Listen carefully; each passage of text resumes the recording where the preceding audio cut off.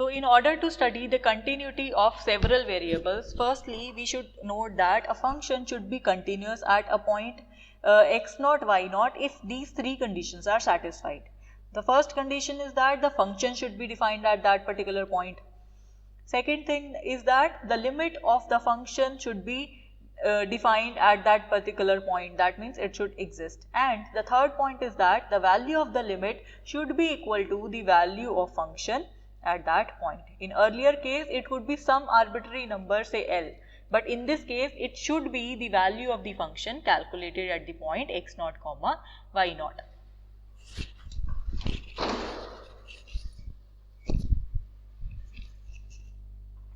So thus a continuous function is the one in which every point, a continuous function is continuous on whole of the domain if it is continuous at every point of the domain.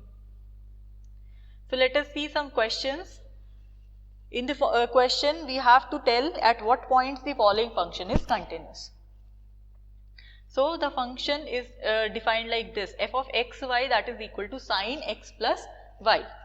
So now this function, because it is defined at every point x, y, and the limit of this function also exists, this is equal to the value of sine calculated at the point x0, y0. So we say it is a continuous function at every value of x. So there is no point of discontinuity for this particular function sine of x plus y. So let us see second case.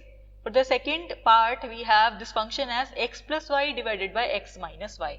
So here the function is defined at every point of the two-dimensional plane except the point x is equal to y, because when you substitute x is equal to y here, so you would have x plus x divided by x minus x, so you would have 2x divided by 0, so that would become infinity. So function is not defined here at the point x is equal to y, and if it is not defined we cannot say it is continuous at this point x is equal to y.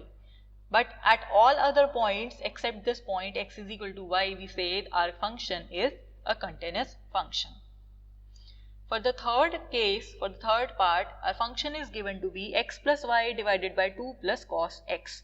So here for the function to exist, firstly we will see whether this is infinity at some points or not. So for that we just substitute the denominator as equal to 0. So when you put 2 plus cos x is equal to 0, what is the value of x that you will get? 2 plus cos x is equal to 0. You know what is the limits of cos x? Cos x always lies between minus 1 and 1. So even if you substitute the lowest most value of this cos x, so you would have 2 plus minus 1, which would be 1. So this function would not be 0 at any point. So that means the denominator is not going to be 0 at any point. So this function is defined at all the points x, y of the two-dimensional plane. So first point is clear. Next point, we have to check whether the limit exists or not. So by looking at this function, the limit of the function would be equal to the value of the function at the point x0, y0, because at this point the denominator is not equal to 0. Thus we can say that the function is continuous at every point of the domain. So let us move on to what if numerator becomes 0? What if? If numerator becomes 0, what will happen here? In that case, if the numerator becomes 0, then the value of limit, obviously it would be 0. Limit would exist, but its value would be equal to 0. Okay, so let us move on to this second question. The second question says your function is defined like this: x cube plus 2y cube divided by x square plus y square. So whenever it is not equal to 0, function's value is this one, but whenever this point x, y is equal to 0, the function's value is equal to be 0. Now we have to examine the continuity of this particular function at the point 0, 0. So for that, what we do? we are substituting this x is equal to r cos theta and y is equal to r sin theta in the given expression. Why we are doing this? Because it would get more easier to calculate if we substitute this quantity. So when you substitute x is equal to r cos theta and y is equal to r sin theta, your limit would become, because simultaneously we are moving towards this point, we are checking the continuity at the point 0, 0. So that means what is x? X is your r cos theta, and what is y? Y is your r sin theta. So that means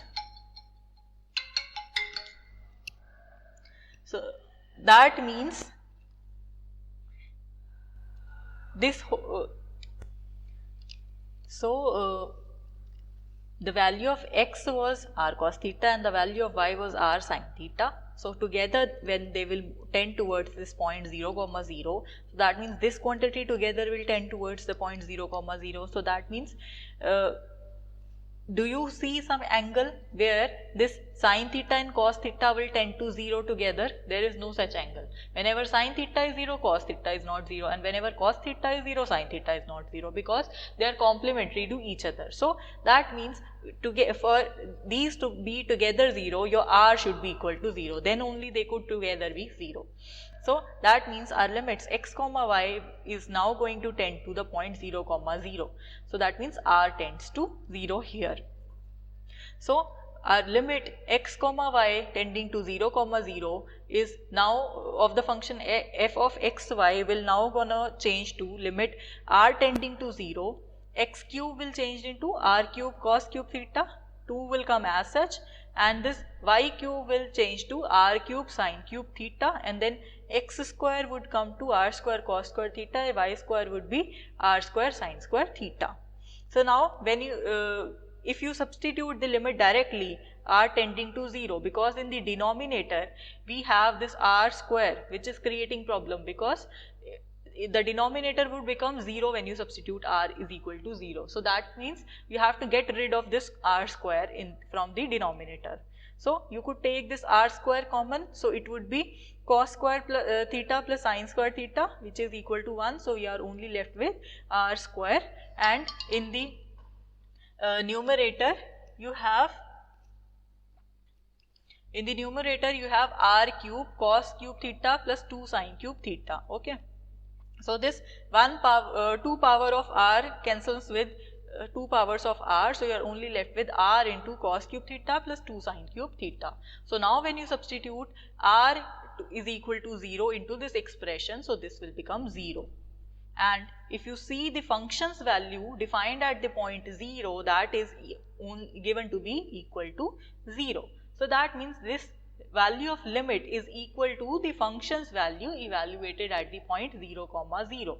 Therefore, in this particular case, your given function is continuous at the point 0, 0.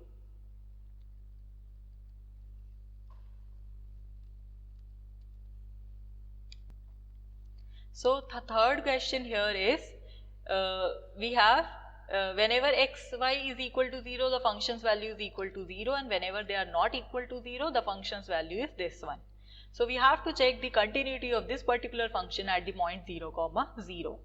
So for that, what we can do, we can do this path test again. So what I am going to do, here you see the whole degree, the degree of x square is 2, the degree of y is 1. So the total degree is 3 in the numerator, and in the denominator the degree of x is 3, the degree of y is 3. So that means overall degree of numerator is 3 and the overall degree of denominator is also equal to 3. Okay. So that is why I am choosing this curve y is equal to mx, where m is some real number. So I am taking the general curve y is equal to mx. So when you substitute y is equal to mx into the given limit, that is limit xy tending to 0, 0 f of xy. So instead of y, I will substitute mx. So it would be x square into mx divided by x cube plus mx whole cube.